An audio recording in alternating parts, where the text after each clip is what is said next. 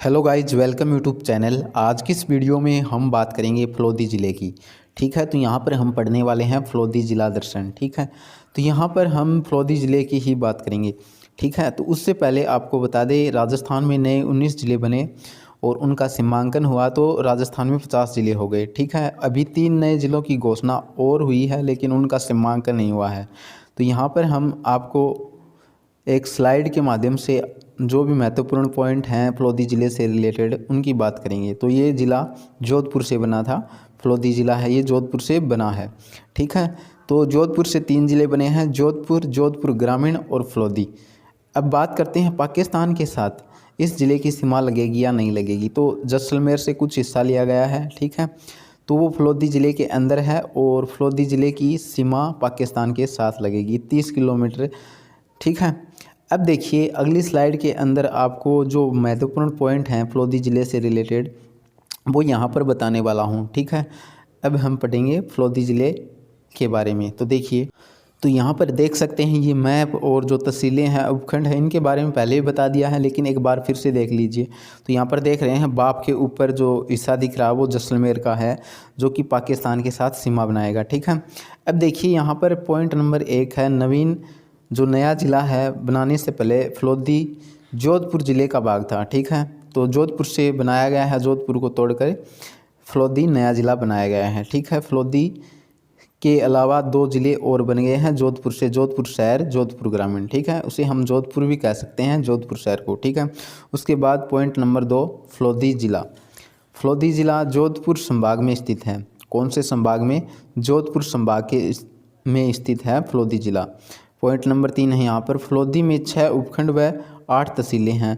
तो अगली PDF अगली स्लाइड के अंदर हम देखेंगे फलोदी में 6 उपखंड व 8 तहसीलें। तो देखिए अगली स्लाइड के अंदर, तो यहाँ पर देखिए अगली स्लाइड के अंदर 6 उपखंड है, इनमें उपखंडों के साथ जो तहसीलें हैं वो भी बता रखी हैं। तो देखिए पहला उपखंड है फलोदी, तो फलोदी के अंदर फलोदी तहसील है। ठीक है, उसके बाद 2 नंबर उपखंड है लोहावट, लोहावट में भी लोहावट तहसील है। उसके बाद 3 नंबर उपखंड है आहू, तो आहू के अंदर भी आहू तहसील है। 4 नंबर देचू, तो देचू में देचू, सीतरावा 2 तहसीलें हैं। ठीक है, उसके बाद 5 नंबर है उपखंड बाप, बाप में बाप गटियाली। ठीक है, तो देचू में सीतरावा और बाप में बाप और गटियाला, ये मतलब इन दोनों में, दोनों उपखंडों में 2-2 तहसीलें हैं। ठीक है, उसके बाद बापणी, बापणी में बापणी। तो इस प्रकार से 6 उपखंड और ये हमारी 8 तहसीलें हो गई। देखिए अगला पॉइंट देखिए, 5 नंबर पॉइंट क्या है? जैसलमेर से नोख उप तहसील है। ठीक है, जो नोख तहसील मैंने आपको बताई उप तहसील है, ये जैसलमेर से नोख उप तहसील है जो कि शामिल की गई है फलोदी ज़िले के अंदर। ठीक है, तो अब पाकिस्तान के साथ सीमा लगेगी 30 किलोमीटर। तो यहाँ पर देखिए अगली स्लाइड के अंदर 8 नंबर पॉइंट है प्राचीन नाम।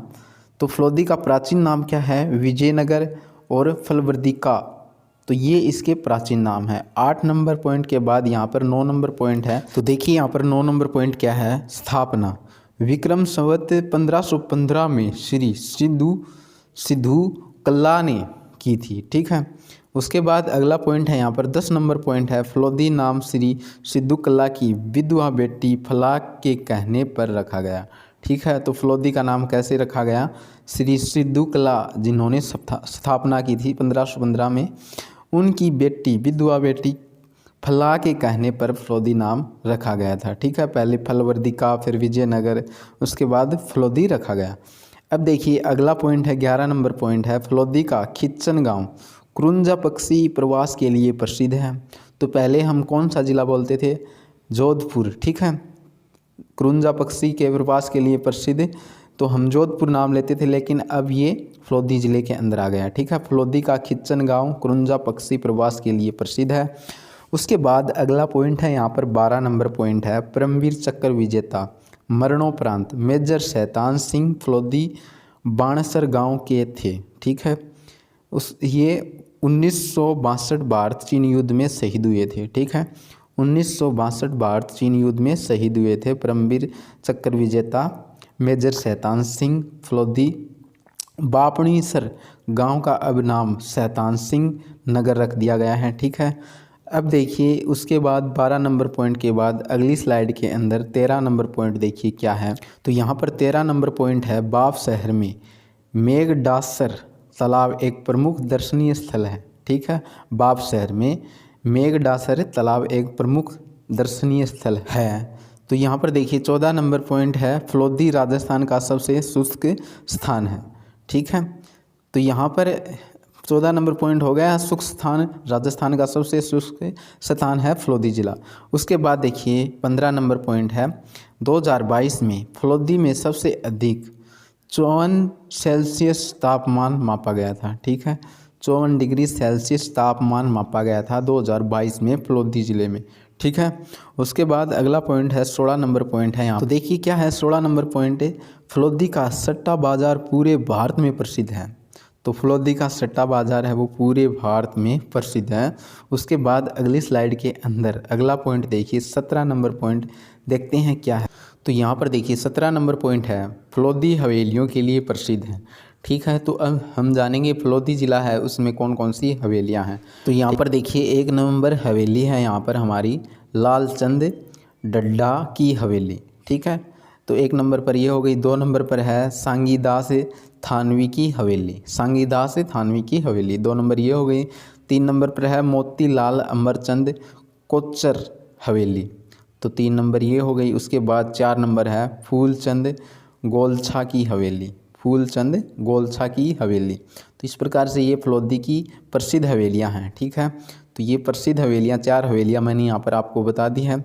उसके बाद देखिए अगला पॉइंट क्या हमारा 17 नंबर पॉइंट के बाद यहाँ पर 18 नंबर पॉइंट है। तो यहाँ पर देखिए 18 नंबर पॉइंट है मेहजा की मंगेलिया का मंदिर, मेहाजी मंगेलिया का मंदिर। ठीक है, तो क्या है मेहाजी मंगेलिया का मंदिर 18 नंबर पॉइंट पे। तो ये कहाँ पर है, ये बापणी गांव में है। कहाँ पर, बापणी गांव में, बापणी गांव के अंदर है फलोदी ज़िले में।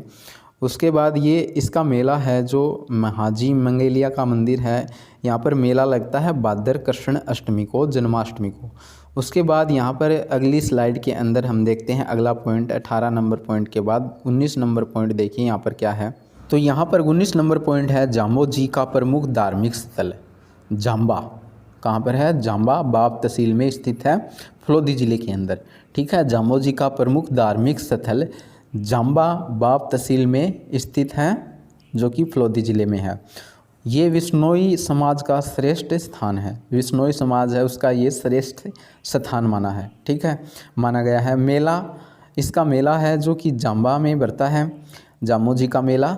मेला चैत्र अमावस्या और भाद्र पूर्णिमा को पड़ता है। मेला कब लगता है, चैत्र अमावस्या और भाद्र पूर्णिमा को लगता है। और जाम्बू जी का प्रमुख ये धार्मिक स्थल है जाम्बा बाप तहसील में।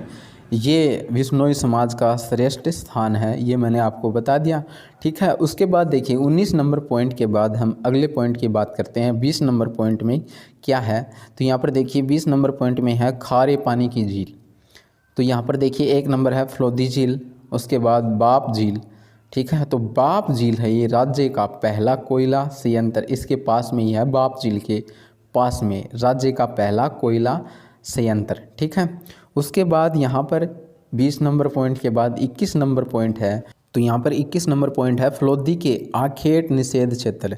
तो यहाँ पर 2 हैं, देचू लोहावट, तो ये 2 तहसीलें हैं। तो यहाँ पर देखिए एक जो तहसील है उससे भी क्वेश्चन बन सकता है। तो जो फलोदी ज़िला है इसमें ऐसी कौन सी तहसील है जो कि 2 भागों में बटी हुई है, तो यहाँ पर आंसर हो जाएगा आहू तहसील, जो कि आप मैप के अंदर देख सकते हैं, जो कि 2 भागों में बटी हुई है। ठीक है, जिस प्रकार से राजस्थान का चित्तौड़गढ़ जिला है वो भी 2 भागों में बटा हुआ है, उसी प्रकार से ये आहू तहसील फलोदी ज़िले के अंदर 2 भागों में बटी हुई है। तो गाइज यहाँ पर हमने इस प्रकार से फलोदी ज़िले के बारे में जो महत्वपूर्ण पॉइंट थे उनकी बात की है। तो यहाँ पर हमने फलोदी ज़िले के बारे में जाना है। तो आपको ये वीडियो कैसी लगी कमेंट करके ज़रूर बताएं, और इसी प्रकार की वीडियो देखने के लिए हमारे चैनल से जुड़े रहें। Thank you for watching.